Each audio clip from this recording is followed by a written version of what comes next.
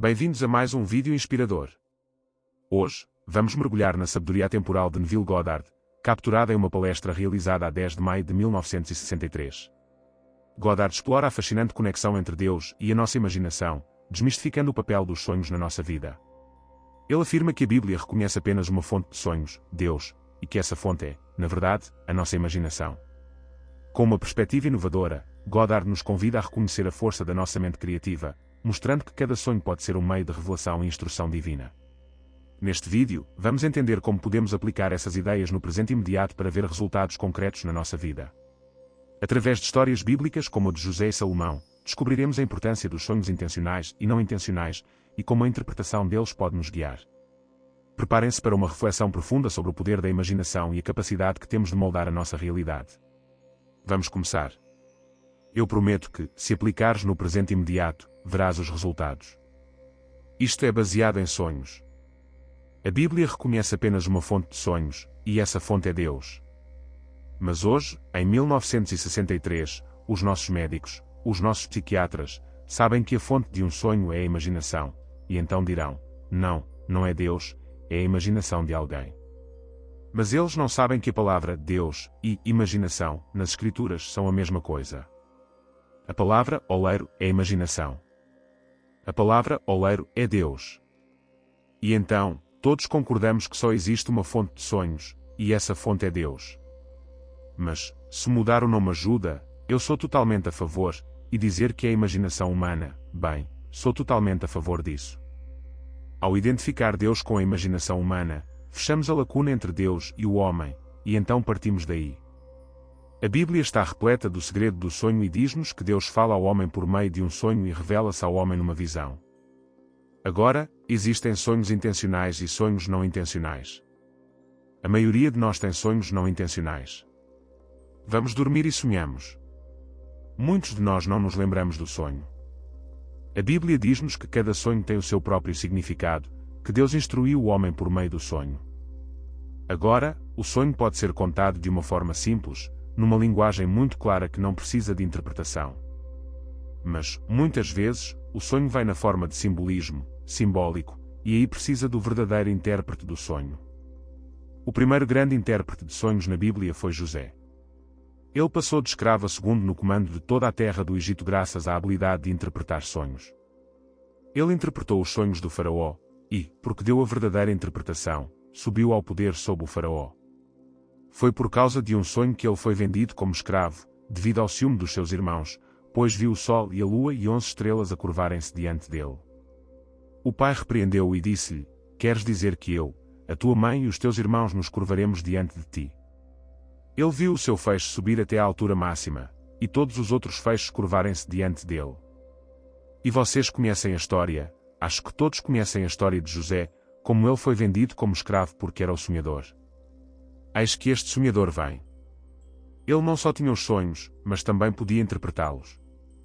Aqui, encontramos na Bíblia não apenas esses sonhos involuntários, pois não planeamos tê-los. E Deus profetizou através de sonhos os 7 anos de abundância e os 7 anos de fome, e aconteceu exatamente como ele disse que aconteceria. Mas há um sonho que foi intencional, e que lemos no primeiro livro dos Reis, capítulo 3, e depois o mesmo tipo de sonho no primeiro capítulo do segundo livro de Crônicas. E este é o sonho que foi induzido por Salomão. Salomão subiu ao monte alto chamado Gibeão. Era um lugar sagrado. Pois os reis falavam na sinagoga e no templo ou em algum local sagrado, conforme o consideravam, na esperança de que, de alguma forma estranha, induzissem alguma comunicação entre Deus e eles próprios. Então, Salomão subiu com o propósito de induzir um sonho em que Deus se revelasse a ele. E então Deus apareceu e disse-lhe: Pede-me o que quiseres. Ele pediu uma mente compreensiva para poder governar o seu povo, mais numeroso que o pó da terra. E então, disse ele, e esta é a sua oração: Ó Senhor Deus, cumpre-se hoje a tua promessa a Davi, meu pai. Isto era o que ele queria acima de todas as coisas neste mundo, que a tua promessa a Davi, meu pai, seja agora cumprida, neste exato momento. E então Deus disse-lhe: Como não pediste uma vida longa, riquezas ou a vida dos teus inimigos, eu conceder-te-ei todas essas vantagens. Agora, a promessa que Deus fez a Davi foi a de gerar, de Davi, um filho que seria filho de Deus, e que Deus seria o seu pai. o filho a ser gerado por Davi viria depois da morte de Davi. Quando os teus dias se cumprirem e te deitares com os teus pais, levantarei depois de ti o teu filho, que sairá do teu corpo. Eu serei seu pai, e ele será meu filho. 2 Samuel 7:12. Portanto, Salomão está a pedir o cumprimento dessa promessa. Quando se lê isso superficialmente, Salomão parece ser o seu filho. Não, Salomão é um estado de consciência. Todas essas personagens são estados de consciência, e atinges um determinado estado quando acreditas na revelação de Deus.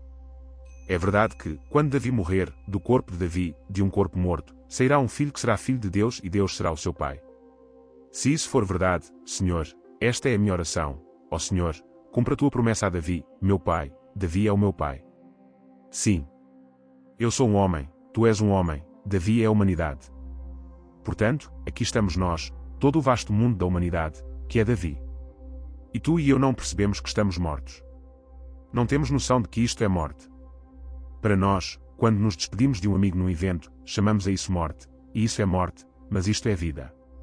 No entanto, este é o mundo da morte, conforme mencionado na Bíblia. Então, aqui está Davi, ele está morto, todos os que andam pela terra, o sono é tão profundo que é comparado à morte.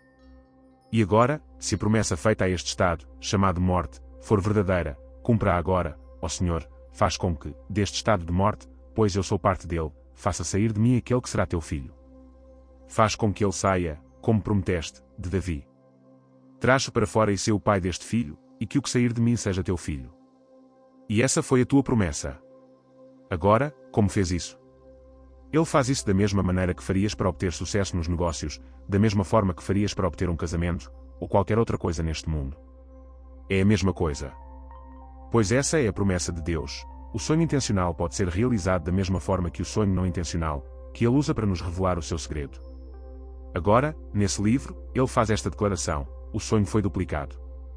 José interpretou o sonho do faraó e disse ao faraó: a duplicação do teu sonho. Faraó, isto significa que a coisa foi determinada por Deus, e Deus em breve a realizará. Gênesis 41:32. Se o sonho foi duplicado, então está fixado, e ninguém o vai mudar.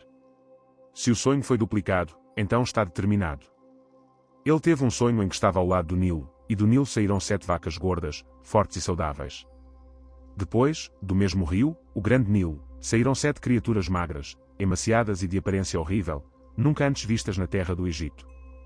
Elas devoraram as 7 vacas gordas, e, no entanto, depois de devorarem as 7 vacas gordas, não parecia que tivessem ganho peso. Continuavam tão magras como antes. Depois, veio um caule, e, nesse caule, surgiram 7 espigas, logo a seguir vieram outras 7 espigas horríveis. As primeiras 7 eram gordas e lindas, mas as magras devoraram as gordas. E mesmo depois de comerem todas as espigas gordas, elas não aumentaram de peso. José então interpretou o sonho. No 41º capítulo de Gênesis, ele faz a declaração: quando o sonho é duplicado, pois ele teve um segundo sonho com o mesmo simbolismo, sempre que o sonho é duplicado, Deus fixou a coisa, não haverá alteração, não se pode mudar, e em breve acontecerá se o sonho for duplicado. Bem, agora, deixa-me partilhar contigo o meu sonho duplo. Já o contei antes, e talvez todos aqui presentes já o tenham ouvido. Bem, esta é a técnica através da qual podes induzir um sonho e torná-lo algo intencional. Foi há um ano, no Natal passado, quando me encontrei numa mansão. Havia 3 gerações presentes, mas uma delas era invisível. O invisível dominava o estado visível. Chamavam-lhe o avô. Eles estavam a contar a história do avô. O avô ficava num terreno baldio e dizia: lembro-me de quando isto era um terreno baldio, e depois pintava uma imagem desta área de forma tão vívida que as pessoas a viam como algo objetivo diante dos olhos da sua mente. Ele desenhava um quadro do seu desejo para aquele terreno, e todos viam.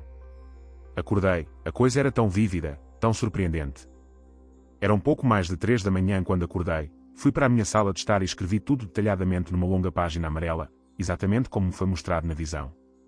Voltei para a cama, pensando que ainda era cedo, e voltei a sonhar o mesmo sonho. Este é agora o sonho duplo. Está fixado, não se pode mudar. Sonhei novamente com uma ligeira alteração.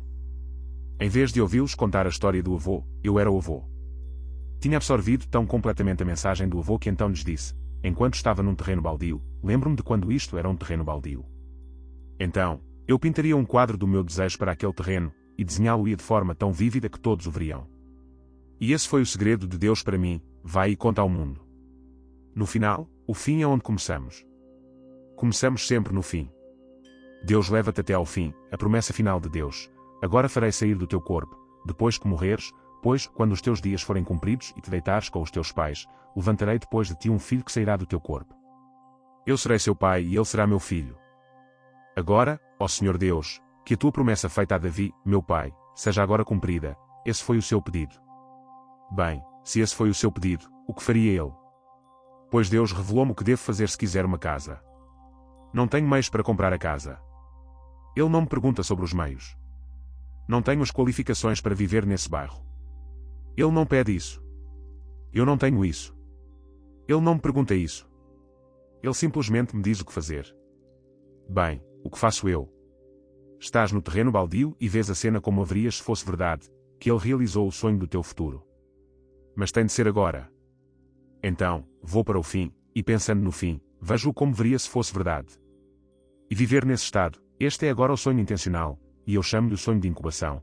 Eu incubo, estás num terreno baldio, vazio de qualquer coisa, sem qualquer qualificação no mundo, e estando lá, pintas mentalmente a tua imagem verbal, e vês o teu desejo surgir para a tua própria satisfação. Fizeste isso. Isso foi tudo o que Deus me disse para fazer, e então ele repetiu.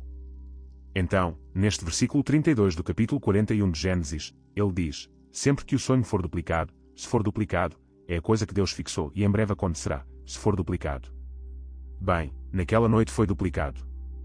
Acordei um pouco depois das 3, escrevi tudo detalhadamente, voltei para a cama e sonhei novamente o mesmo sonho, aqui está o sonho duplo. Mas absorvi tão completamente a mensagem que agora estou a contá-la. A toda a gente que me ouve, estou a dizer-lhes isto. Sabes o que queres. Sabes realmente o que queres neste mundo, mas não o tens, portanto, está vazio, não está. Isso não existe. Bem, é isso que eu faria se fosse tu.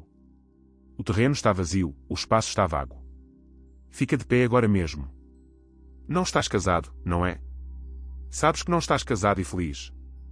Tudo bem, se estivesses, o mundo ver-te-ia dessa forma. Sim. Bem, o espaço está vazio porque não estás dessa maneira. Bem, agora se é assim. Use o anel. Veja os rostos dos seus amigos, ou seja, uma expressão no rosto dos seus amigos, veja todos eles a olharem para si como olhariam se isso fosse verdade, e perca-se nesse estado. Esse é o fim. O fim é de onde começamos. Agora, então, você está a incubar o sonho. Na verdade, eu diria, você dá-lhe vida e realidade, pois isso não pode falhar.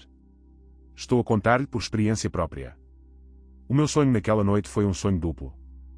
E se o sonho for duplicado, Deus confirmou, faz parte da lei eterna e você não pode mudá-la. Portanto, estou a partilhar consigo a lei eterna de Deus, é o fim.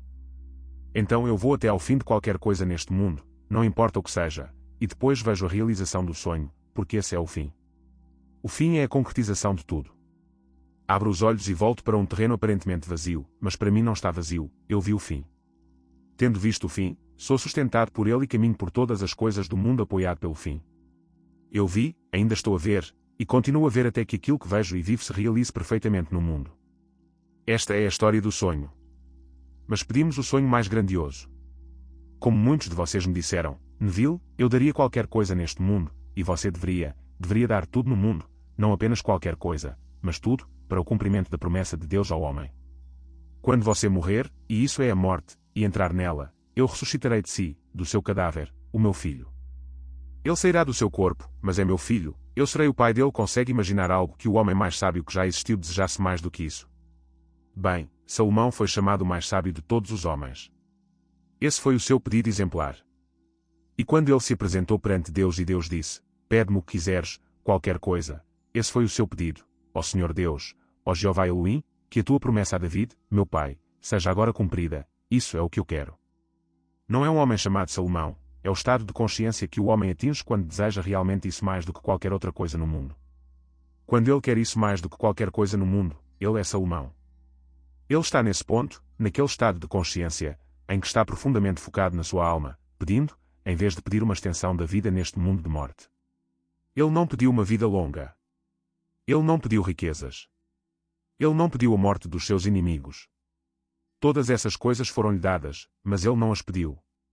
Ele pediu o desejo que consumia o seu coração, e esse foi o cumprimento da promessa de Deus a David, seu pai. E a humanidade é David, este é o Filho de Deus.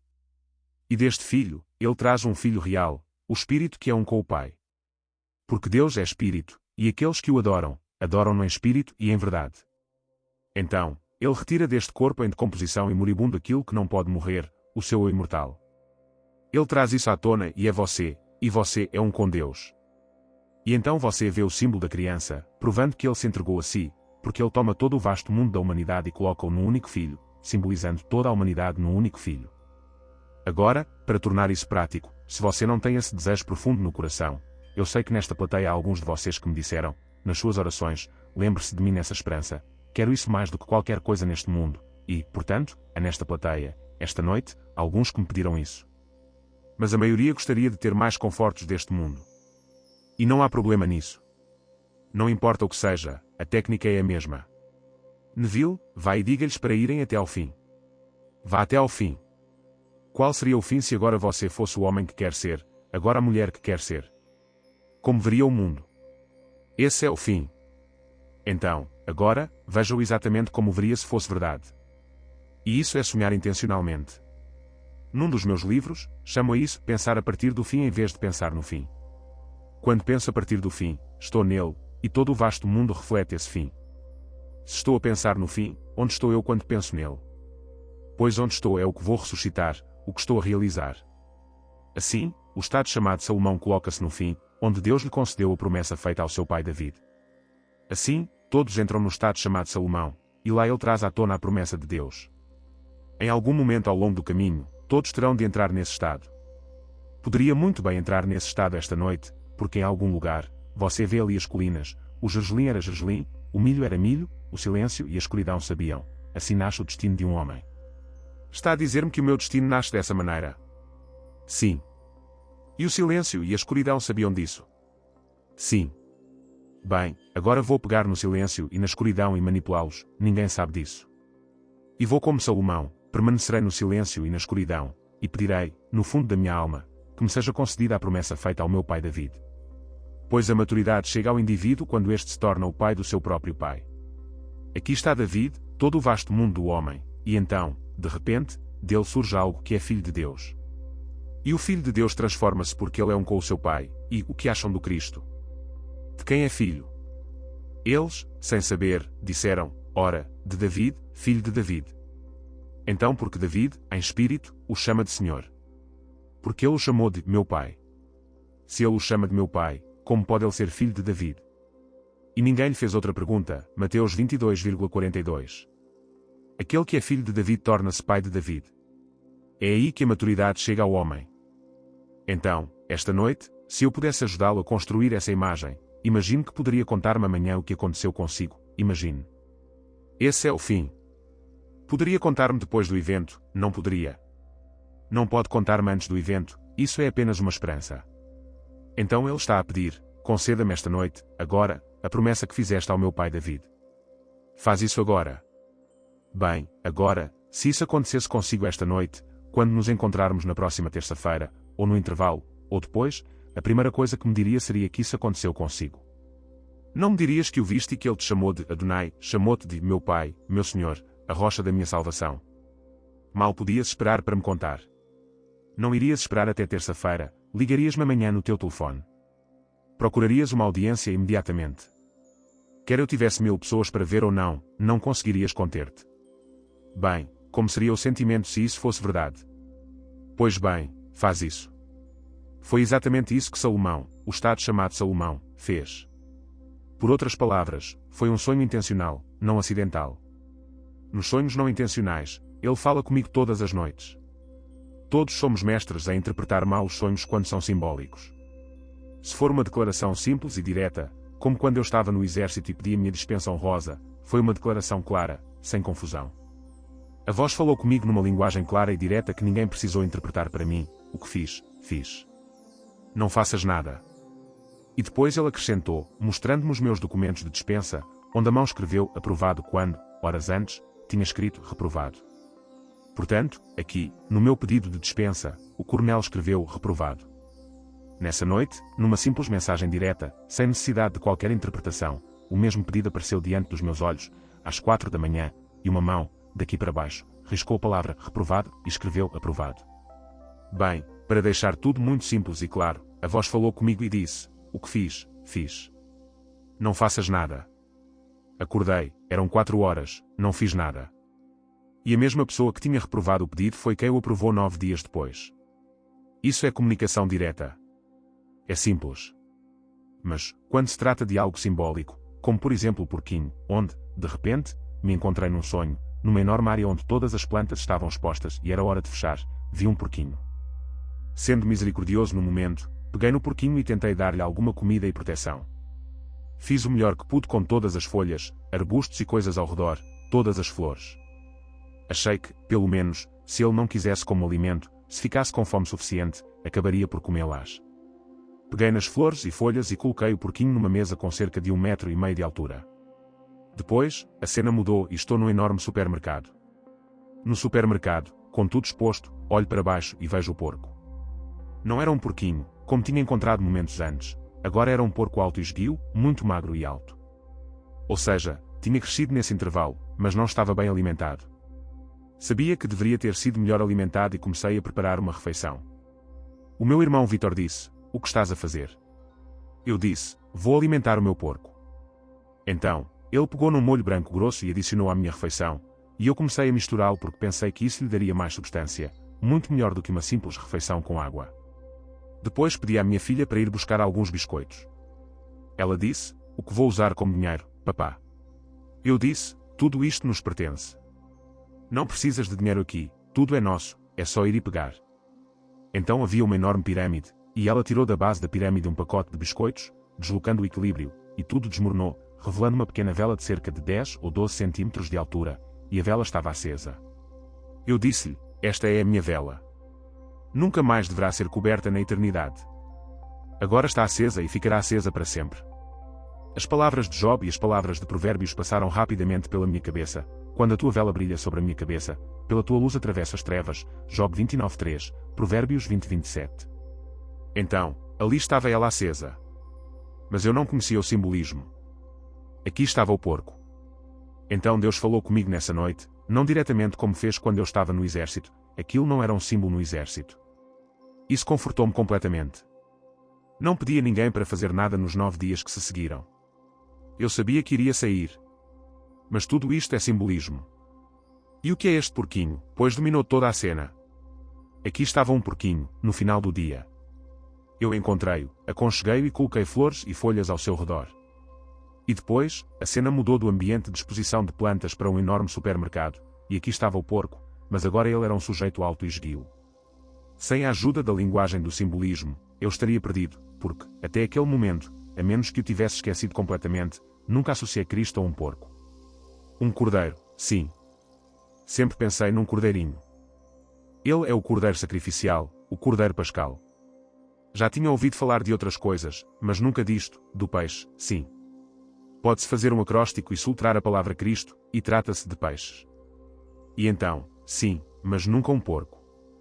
E, na linguagem do simbolismo, em todo o mundo, é uma linguagem universal, em todas as terras do mundo, o porquinho sempre foi o símbolo do Salvador e do Redentor do mundo.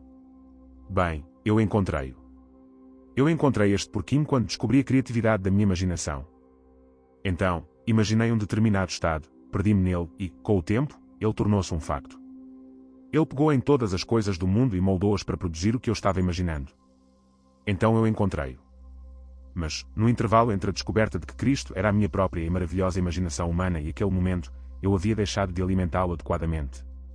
Eu tinha visto tantas oportunidades no mundo para fazer uma ação de amor mentalmente, não fisicamente. Não há necessidade de ir ao banco e preencher um cheque para cuidar de alguém que está angustiado. Ele não está a pedir isso. Ele pediu que eu simplesmente usasse a minha imaginação. E eu tinha visto a necessidade e não fiz isso, portanto não estava a alimentar o porco adequadamente. Ele me disse exatamente o que fazer: agora que me tens, alimenta as minhas ovelhas. Estas são todas as minhas ovelhas. Encontrei-me. Sim, nós sabemos. Eu encontrei-te, Senhor. Bem, alimenta os meus cordeiros. Sabes que eu alimento os teus cordeiros. Amas-me, Pedro? Sim, Senhor. Pois bem, alimenta as minhas ovelhas. Sabes que eu te amo, Senhor. E 3 vezes ele volta porque pensa que o ama. Porque ainda, condicionados como estamos, pensamos num outro Cristo externo. Criado como fui na fé cristã, foi a coisa mais difícil do mundo deixar de pensar num Cristo externo, em algo que veio de fora e que pertencia às páginas da história. Eu encontrei-o em mim mesmo como a minha maravilhosa imaginação humana, mas, porque fui condicionado como fui, criado no ambiente em que fui criado, automaticamente a mente salta de volta para um Cristo histórico, não para o Cristo vivo que caminha conosco como a nossa maravilhosa imaginação humana. Assim, no intervalo da descoberta de Cristo e no intervalo seguinte, perdi tantas oportunidades. Então, ele era alto e esguio. Ele viveu bem, pois Cristo é o Cristo vivo, mas não era farto o suficiente, ele não estava bem alimentado o suficiente. Nesse intervalo, eu deveria ter exercitado a minha imaginação amorosamente inúmeras vezes. Cada vez que fazia isso, eu o alimentava, e quando não o fiz, negligenciei-o. Ele estava com fome e eu não lhe dei nada. Ele precisava de abrigo e eu não lhe dei nada. Ele precisava de algo, algum conforto, eu não dei nada a ele. E, no entanto, cada momento era uma oportunidade para o alimentar e torná-lo um adorável, grande e maravilhoso porco cevado. Agora eu sei que a própria palavra ofende as pessoas, dizer que Cristo é simbolizado como um porco. Mas isso é universal, em todo o mundo, o porco sempre simbolizou o Salvador do mundo. Aqui, temos hoje centenas de milhões de pessoas neste mundo que não comem porco. Isso tudo é um símbolo, eles não terão parte de Cristo, então não tocarão no porco, não tocarão na carne de porco. Há 400 milhões de muçulmanos que não tocam no porco, é o animal impuro. Eles não terão nada a ver com o conceito de Cristo. E aqui está o Salvador do mundo, eles não vão tocar nisso. E, ainda assim, não é o porco. Meu velho amigo Abdullah nasceu na Etiópia. Ele nasceu da raça negra, da fé hebraica. Ele era vegetariano estrito por outras razões, porque isso não faz parte da fé hebraica. Mas ele nunca em sua vida tocou em carne de porco, nunca, de nenhuma forma. Uma noite, Deus falou com ele, como falou comigo, e disse-lhe: se não comes a comida que eles colocam diante de ti, porque esperas que eles comam a comida que tu colocas diante deles. Ele estava a ensinar. Ele ia a um lugar e preparavam comida física especial, sabendo que ele não comia carne de porco. Então, esforçavam-se para preparar coisas que achavam que ele, um judeu ortodoxo e vegetariano, comeria. Ele era vegetariano estrito há mais de 40 anos. Então, após a visão, ele foi convidado para um banquete do qual foi o convidado de honra. E o que achas que eles serviram naquela noite? Eles fizeram isso não para magoá-lo, não como brincadeira, simplesmente fizeram isso e acharam que era a coisa mais maravilhosa do mundo. E ele cresceu como vegetariano estrito e nunca na vida comeu carne de porco. Quando trouxeram esta mesa fabulosa e o convidado de honra foi conduzido para esta sala de jantar, ali estava um lindo leitão, com uma batata doce na boca, lindamente assado. Ele quebrou a sua dieta com carne de porco. Há mais de 40 anos que ele não comia qualquer tipo de carne, nenhuma carne de porco. E depois a visão de Deus começa: se não comes a comida deles, porque esperas que eles comam a tua. Portanto, ele estava a ensinar esse princípio, conforme o entendia por meio de revelação, mas mesmo assim se restringia. Vês agora porque um Salvador vem ao mundo e é chamado de glutão, ele é chamado de bebedor de vinho, bêbado, ele não tem tabu. Ele come tudo o que o homem põe diante dele, porque se ele comer o que o homem lhe dá e serve, eles então comerão a sua comida. E assim, no livro de Atos, Pedro disse: não posso comer carne de coisas impuras. Depois vem a visão e um lençol desce do céu, sobre ele havia todo tipo de comida, e a voz das profundezas da sua alma fala: o que eu purifiquei, mata e come. Nada é impuro em toda a minha montanha sagrada, come. Se comer tudo, é tudo meu, eu fiz tudo, bem, então poderás contar a minha história, e eles comerão a comida que tu lhes deres, se tu, por sua vez, comeres a comida que eles são capazes de te dar. Essa foi a história, Atos 10:14. Assim, quando conheci Ab, eu era vegetariano estrito e já o era há 7 anos. Quando vi o jantar que ele preparou pela primeira vez e me convidou para sentar com ele, eu não quis sentar. Não quis tocar no prato. Comi um pouco disso, um pouco daquilo, à parte.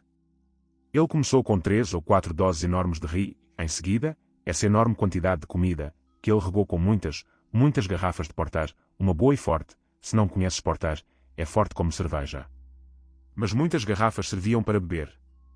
E depois de todo esse centeio e de todo esse porter, ele tomou uma enorme porção de gelado. Eu disse: Ab, o que estás a fazer com o teu estômago? Ele respondeu: tu não conseguirias comer isso.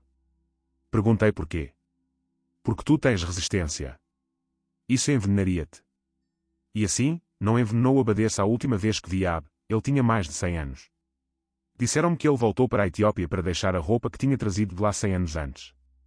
Portanto, esta foi a sua história. Assim, digo-vos que ele fala conosco através de um sonho, através de uma visão. Ele mostrou-me de forma tão vívida, repetindo a visão numa noite, que devo ir até ao fim, disse para ir até ao fim de qualquer coisa e pintar o fim como ele seria visto pelo mundo, se fosse verdade. Queres ser um empresário bem-sucedido? Queres mesmo ser um grande artista? Queres mesmo ser? O mundo veria se fosse um grande artista. O mundo saberia de ti se fosse um grande sucesso no teu campo escolhido.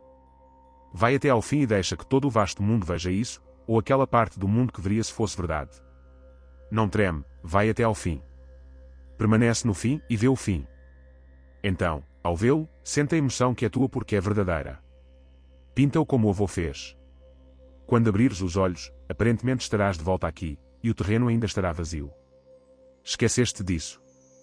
Preparaste o fim, e o fim é de onde começamos, no meu fim está o meu começo. Então, vou até ao fim e começo no fim. Assim, de uma forma que não conheço e não preciso conceber conscientemente, atravesso uma ponte de incidentes, uma série de eventos que me leva de onde estou agora, neste momento, à realização do fim que imaginei e tornei real no meu mundo. Portanto, essa é a história do sonho. Então tudo começa com um sonho. Ele conta-nos no segundo capítulo do livro do Gênesis, e fez cair um sono profundo sobre o homem, e ele dormiu, versículo 21. Não há nenhuma declaração em toda a Bíblia, exceto no final da Bíblia. Ele é as primícias dos que dormem, Apocalipse 1:05. Em toda a Bíblia, o chamado é, desperta, Senhor, e ressuscita dentre os mortos. Porque dormes, ó Senhor? Desperta, Salmos 44:23. Deus está profundamente adormecido no homem, sonhando todas essas coisas do mundo, mas o sono é tão profundo que é comparado à morte. E então vem o uso dessa mesma técnica pela qual sonhei todas as coisas desagradáveis para sonhar as coisas encantadoras. Mas o mais sábio de todos lembrou-se, ou ouviu falar, de uma promessa que Deus fez a Davi. E quando ele entrou na presença de Deus, e Deus disse, pede o que quiseres de mim, ele não pediu as coisas que o homem poderia pedir, vida longa, riquezas, a vida dos meus inimigos, ó Senhor Deus, que a tua promessa a Davi, meu pai, se cumpra agora. Já imaginaste ter essa clareza de pensamento na presença de Deus para pedir isso? Bem, esse é o Espírito. Então, como seria o mundo para ti? Bem, esquece, porque o mundo para mim é o mesmo mundo, mas eu não sou o mesmo para mim mesmo. Assim, não poderias guardar isso para ti, assim como eu não posso. Eu partilhei com todas as pessoas que conheci, então tu também partilharás. Então, com quem partilharias isso amanhã se acontecesse hoje à noite? Bem, então, esta noite, na tua mente, deixa que esse seja o teu pedido. Se isso não acontecer esta noite, pelo menos incubaste o sonho. Aceitaste. Ouviste e ouviste até o ponto em que estás disposto a pedir isso mais do que qualquer outra coisa no mundo. E então incubas o sonho. E porque todas as visões têm a sua própria hora marcada, e todas estão a amadurecer e todas florescerão, isso, o sonho, vai amadurecer e florescer. E quando menos esperas, sempre vem como um ladrão no meio da noite, de repente, e então renasceste do alto e da vista diante de ti, o templo está dividido em dois e nunca mais serás o mesmo. Entras no céu. E o maior deste mundo chamava-se João Batista. Ninguém nascido de mulher é maior que João, mas eu vos digo, o menor no reino é maior que João, Mateus 11:11. Portanto, o primeiro a entrar, e todos os que entrarem depois disso, são maiores do que os maiores que andam na face da terra. Existem aqueles hoje, e não os condenas se esse é o teu pedido, deixa como está, eles terão fortunas incontáveis, mas querem mais. Essa é a segurança deles. Mas a tua segurança está em Deus e na sua verdade. Conhecerás a verdade e somente a verdade poderá libertar-te, nada mais. Não és livre por causa de nada que possuas neste mundo, é apenas o que conheces de Deus e da sua verdade. E então ele fala comigo, fala contigo. Cada sonho é a comunicação de Deus dentro do sonhador, e o sonhador é Deus. Pois quem sonha está a imaginar e imaginar é Deus em ação. Essa é a única fonte, mas a única fonte de todos os sonhos, de todas as visões, é Deus. E Deus é a sua maravilhosa imaginação humana. Então, toda essa peça maravilhosa foi apresentada e ninguém vai mudar isso, mas ninguém. Agora, não te perturbes, não importa quais manchetes verás amanhã ou no futuro. Deus ainda está no controle de toda a peça. Tudo vai sair como ele planejou. O seu único propósito é tirar de Davi, depois que ele morrer, um filho que seja filho de Deus, e quem ele vai trazer és tu. Ele tira-te do abismo, parte da grande estrutura da humanidade. E então ele resume todo o vasto mundo da humanidade num único jovem, e o seu nome é Davi. Ele não precisa dizer-te, tu sabes disso, ele sabe isso, e vocês dois sabem disso, e ele chama-te de pai. Imagina a emoção quando cada pessoa que agora está a lutar neste mundo, todos esses conflitos raciais, imagina que cada pessoa no mundo está destinada a ser o pai de Davi, mas todos. Porque ele tem um pai, um filho, somos todos um. Que peça! A peça mais gloriosa do mundo. Tudo é uma peça, e Deus está a desempenhar todos os papéis. Chegará o dia em que cada ser que agora caminha pela face desta terra saberá que não sou apenas como ele, sou ele. E tu sabes a mesma coisa. Olhamos juntos, somos bilhões, e todos verão apenas um filho, e todos saberão que é meu filho. O relacionamento mais íntimo do mundo, meu filho, e ele é o filho de Deus, portanto, eu sei quem sou.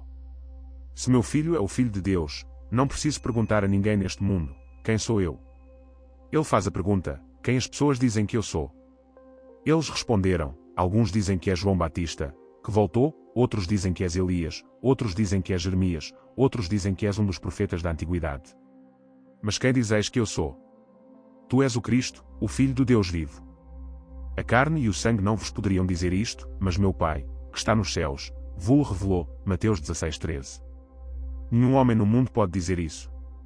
É preciso que o Filho te diga, pois o Filho chama-te de Pai. Portanto, que pensais vós do Cristo? De quem é o Filho? O filho de Davi. Então, porque Davi o chamou de Pai? E então, o que acham do Cristo? Bem, tu fazes a pergunta, e eles dão todo tipo de resposta. Mas ele não responde a essas respostas. Mas vós, quem dizeis que eu sou? Tu és o Cristo, o Filho do Deus vivo. E então ele sabe que Cristo é o Pai de Davi. Que Cristo diz a todos, quando me veem, veem o Pai. Não peças para ver o Pai, pois quando me vês, vês o Pai. Pai de quê? Bem, o único Pai, há apenas um filho, Davi. E assim, essa é a história do sonhador. Esta noite, podes sonhar, intencionalmente, como eu sonhei para sair do estado de prisão. Levei 9 dias. Não fiz nada depois do meu sonho intencional da primeira vez. Foi exatamente isso que eu fiz. Enquanto usava um velho e suado uniforme do exército, simplesmente imaginei que estava a morar no meu lindo quarto, e que tinha um odor tão diferente do quartel do exército. Então, deleitei-me com a mudança de odor, com a mudança de fragrância, e então vi o que veria, e só poderia ver, se estivesse lá. Não vi nada do que veria se ainda estivesse no quartel, eu vi tudo o que veria se estivesse em casa. A distância real era de mais de 2.000 milhas de distância, a 1.500 milhas dele. E lá eu me deleitei com todas essas coisas. E então, deitei-me na minha cama imaginária no meu apartamento em Nova York e dormi. E então aconteceu. Esse foi um sonho intencional, um sonho acordado controlado. Então, 9 dias depois, eu estava a caminho de cumprir esse estado. E como naquela época éramos todos desviados do local para dar prioridade ao trânsito mais importante, levei 3 dias para fazer a viagem. Isso é tudo que importa. Lá estava eu, dispensado com honra, civil mais uma vez, pela técnica simples que Deus me ensinou e que estou a ensinar-vos. E agora, não faças o que eu fiz, pois ele me lembrou da minha negligência quando mais uma vez me mostrou o porco. Esse foi um sonho duplo, tudo em um. Pois no sonho de Faraó, 7 vacas magras, as vacas magras comeram as 7 vacas gordas, 7 espigas de milho, 7 espigas magras e horríveis, e as 7 espigas horríveis comeram as 7 espigas gordas. Um sonho se repetiu, no meu caso, um porquinho. E depois, no mesmo sonho, o mesmo porco já crescido, mas magro, e ele não deveria estar. Foi assim que Deus me mostrou o que eu fiz no intervalo entre a revelação de Cristo e a minha negligência para com ele. Portanto, não o negligencies. Cada momento é uma oportunidade de alimentá-lo, e estás sempre a alimentar Cristo toda vez que usas a tua imaginação com amor em favor de outra pessoa.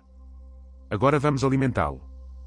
E assim, ao terminarmos esta reflexão sobre os sonhos e a sua profunda ligação com a nossa imaginação, recordemos que cada um de nós possui o poder de moldar a nossa realidade. Como vimos, Deus, a imaginação, está dentro de nós, pronta para nos guiar e inspirar. Não subestimes a importância dos teus sonhos, sejam eles intencionais ou não. Cada sonho é uma oportunidade de crescimento e autodescoberta. Ao aplicares os ensinamentos que discutimos, poderás ver transformações significativas na tua vida. Convida-te a sonhar, a criar e imaginar, porque, no fundo, somos todos oleiros da nossa própria existência. Que possas levar contigo esta sabedoria e permitir que a tua imaginação te conduza a um futuro repleto de possibilidades. Se gostaste deste vídeo, não te esqueças de deixar o teu gosto, subscrever o canal e partilhar este conhecimento com os teus amigos. Juntos, podemos explorar mais sobre o poder da imaginação e dos sonhos. Até à próxima!